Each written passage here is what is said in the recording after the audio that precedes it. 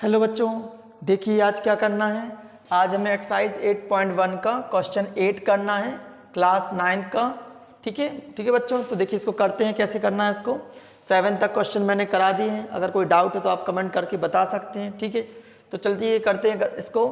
ABCD is a rectangle, ABCD rectangle. अब मैंने आप देख रहे होंगे ये रेक्टेंगल तो दिख नहीं रहा है, ये तो स्क्वायर की तरह दिख रहा है। तो स्क्वायर क्यों बनाया है? क्योंकि हमें फाइंड करना है, so that ABCD is a square. हमें फाइंड जो करना होता है उसी का ही डायग्राम पहले हमें बनाना चाहिए। ठीक है, क्वेश्चन में रेक्टेंगल है तो रेक्टेंगल की प्रॉपर्टी भी इसमें फॉलो करेंगी। ठीक है, गिवन है ABCD रेक्टेंगल, तो रेक्टेंगल की प्रॉपर्टी फॉलो करेंगी। रेक्टेंगल की प्रॉपर्टी क्या होती है? ऑपोजिट साइड्स इक्वल होना चाहिए और पैरेलल होना चाहिए। मींस AB इक्वल होना चाहिए आपका CD और AD इक्वल होना चाहिए आपका BC। तो आपकी वो यूज़ करनी है आपको, क्योंकि गिवन है। ठीक है, उसकी प्रॉपर्टी यूज़ करेंगे। Diagonal AC bisect angle E। आपका AC जो डायगोनल है वो बाइसेक्ट करेगा एंगल A को। बाइसेक्ट करने का मतलब क्या हुआ? ये एंगल इस एंगल के इक्वल होगा, याद रखना आप। अगर मैं नेम लिख दूं यहाँ पे 1 और 2 एंगल, तो एंगल 1 इक्वल होगा एंगल 2 की, और इधर 3, 4 कर दूं क्योंकि यहाँ पे लिखा है as well as angle C।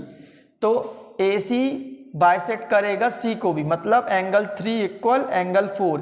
ये आपका गिवन में है, ये आपका गिवन में है, ये भी गिवन में है आपका। ठीक है बच्चों, तो ध्यान से देखिएगा, आसान है, बस पॉइंट को याद रखना है। आपको स्क्वायर फाइंड करना है। स्क्वायर की कोई भी फिगर स्क्वायर कैसे पता करते हैं? 4 साइड इक्वल होनी चाहिए, AD इक्वल CD, BC और इक्वल AB, और साथ में कॉर्नर में 90 डिग्री होना चाहिए। तो आपको पता होगा रेक्टेंगल है तो 90 डिग्री तो ऑब्वियसली है कॉर्नर पर, तो आपको बस 4 साइड इक्वल करनी है। ठीक है, फर्स्ट पार्ट में। सेकंड में क्या करना है? डायगोनल BD बाइसेक्ट करे एंगल B को as well as angle D को। तो आपको क्या करना है? इन दोनों एंगल को इक्वल करना है। अब मैं नेम लिख दे रहा हूं, यहाँ पे 4 तक हो गए थे, 5, 6, तो एंगल 5 इक्वल 6 कर देना है, और क्या कर देना है? 7 और 8, एंगल 7 इक्वल एंगल 8 कर देना है आपको। ये आपको फाइंड करना है। तो फिर आपका diagonal BD bisect angle B as well as D हो जाएगी। तो बच्चों लिखते हैं इसको सिस्टमैटिक वे में। आप देखिएगा क्या करना है इसमें। तो आप गिवन लिख सकते हैं। गिवन में क्या दिया गया? ABCD is a rectangle in which diagonal AC bisects angle A as well as angle C। तो इसका मीन्स क्या हुआ? देयरफॉर आपका क्या हो जाएगा? एंगल 1 इक्वल टू एंगल 2 हो जाएगा, and angle 3 equal to angle 4। ये आपका गिवन में है, इसका यूज कर सकते हैं आप। ठीक है, अब क्या करना है? स्क्वायर करने के लिए आप क्या कर सकते हैं? ये ट्राइंगल दिख रहा होगा आपको, इसको हाँ एंगल इक्वल कर सकते हैं। देखिए अगर हम ये 1 और 3 इक्वल कर दें तो इससे क्या मिलेगा हमें? ओके, तो देखिए हमारे पास गिवन है ABCD इज अ रेक्टेंगल, है ना। तो इससे क्या हो गया हमारे पास? AB, therefore AB equal CD। ABCD rectangle है तो ये साइड इक्वल होगी। ओके, और ये अल्टरनेट एंगल ले लेंगे, angle 1 angle equal to angle 3 होगा। तो क्या हो जाएगा? Therefore angle 1 equal to angle 3। ठीक है बच्चों, इससे क्या होगा? आप अगर देखेंगे इधर इक्वेशन अगर 1 डाल देंगे, इधर 2, तो फ्रॉम इक्वेशन 1 एंड 2 आप देखिए इधर हमें क्या मिल जाएगा? 1 3 के इक्वल है तो 2 3 इक्वल मिल जाएगा, एंगल 2 इक्वल एंगल 3 मिल जाएगा। अब देखिए एंगल 2 और एंगल 3 इक्वल होने से क्या हो जाएगा? ये साइड इक्वल हो जाएगी। क्या हो जाएगी? देयरफॉर AD इक्वल क्या हो जाएगी? CD। आप लिख सकते हैं sides of A equal sides of equal angles are also equal। ठीक है बच्चों, आप ये स्टेट, क्योंकि एंगल इक्वल होते हैं तो साइड भी इक्वल होती है। आपने पढ़ा होगा ट्राइंगल में अगर आपके एंगल्स इक्वल हैं तो साइड भी इक्वल होगी, तो वही यूज की है property, sides of equal angles are also equal. ठीक है, अब क्या हो जाएगा, तो इससे हमें मिलेगा क्या, आप देख सकते हैं A B equal C D था, इधर एक और स्टेटमेंट लाइन जोड़ देते हैं, A B equal C D and A D equal B C. Okay बच्चों, तो आप क्या कर पाएंगे, अब कंबाइन कर लेंगे इसको। ठीक है, तो क्या कर सकते हैं, ये हाँ इक्वेशन सेकंड इन बोथ के लिए हम लोग मेंशन कर लेंगे तो आसान हो जाएगा। ठीक है, बोथ के लिए मेंशन कर देंगे, इसके लिए और इसके लिए। तो फ्रॉम इक्वेशन, इसको आप लिखना चाहे तो थर्ड कर सकते हैं। ठीक है बच्चों, इसको साइड में कर लेते हैं, ये इक्वेशन थर्ड हो गई है, याद रखिएगा आप लोग। इधर कर लेते हैं, इजी रहेगा हमारे लिए। तो इधर लिख लेंगे क्या, फ्रॉम इक्वेशन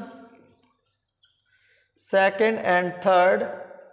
तो सेकेंड और थर्ड देखिए आप, A D equal C D है, ए बी इक्वल है आपका सी डी के और सी डी इक्वल है ए डी के, ए डी इक्वल है बी सी के, मीन्स चारों ही इक्वल हो गई आपकी। A B equal B C, A B equal B C है, B C equal C D है, C D equal D A. तो इसका मीन्स क्या हुआ, therefore A B C D is a square. Okay बच्चों, ये आपका फर्स्ट पार्ट हो गया है। ठीक है, तो आप इधर से फर्स्ट पार्ट लिख सकते हैं, ये गिवन पोर्शन है आपका, फर्स्ट इधर से हो गया। आप लिखना चाहें आप सेकंड पार्ट करना, diagonal B D bisect angle B as well as D. तो इसमें क्या करेंगे आप आपको पता होगा, फाइंड क्या करना है आपको, अल्टरनेट निकाल लेंगे एंगल। ओके, देखिए साइड तो हमारे पास इक्वल है तो एंगल भी इक्वल निकल आएंगे, ये भी इक्वल निकल आएंगे, लेकिन अल्टरनेट भी चाहिए हमें। ठीक है, तो क्या करना पड़ेगा, इसको रेस कर देते तभी अच्छे से कर पाएंगे। तो इजी क्वेश्चन है ये, बस छोटी छोटी चीजें याद रखनी पड़ेंगी आपको। अब देखिए क्या करना है सेकंड पॉइंट में, आप देखिए इधर देखिए सी डी इक्वल है आपके बी सी के। ठीक है, ये आप क्या लिख सकते हो, साइड्स ऑफ ए स्क्वायर। ठीक है, अभी आपने प्रूफ किया था, ये प्रूफ किया है ना, तो आप लिख सकते, देयरफॉर क्या हो जाएगा, एंगल 5 इक्वल एंगल 8 हो जाएगा।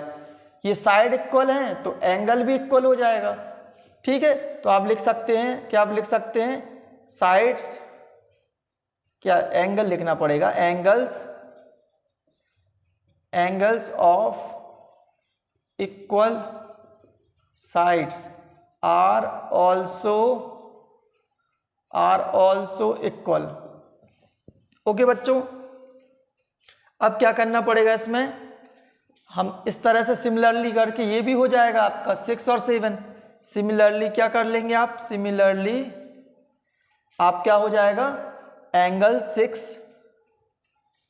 6 इक्वल हो जाएगा एंगल 7 के। इधर भी लिख सकते हैं आप, angles of equal sides are also equal. Okay बच्चों, तो आपको ये समझ में आ गया होगा क्या किया हम लोगों ने। ठीक है, अब क्या करेंगे, देखिए अल्टरनेट एंगल ले लेंगे। तो एंगल 7 इक्वल टू एंगल 5 क्या है, एंगल 7 और एंगल 5 अल्टरनेट एंगल्स हैं, आप इधर यूज कर सकते हैं, अल्टरनेट